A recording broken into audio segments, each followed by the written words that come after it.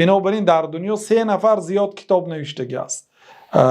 ابوالفرج ابن الجوزی که شیخ سعدی هم در گلستانش میبیارد که استاد اجلم ابوالفرج ابن الجوزی مرا از رقص و سرودی که صوفی ها میخوانند و با برابر ذکر رقص میکنند منع کرده بود. میگن که همون ابوالفرج است، از شیخ الاسلام پیشتر گذشته است، نه ابن القیم الجوزی که شاگردشون است، نه ابوالفرج ابن الجوزی کتاب زیاد نوشته است. بعد از آن شیخ الاسلام ابن تیمیه رحمت الله علیه، بعد از آن جلال الدین سیوطی.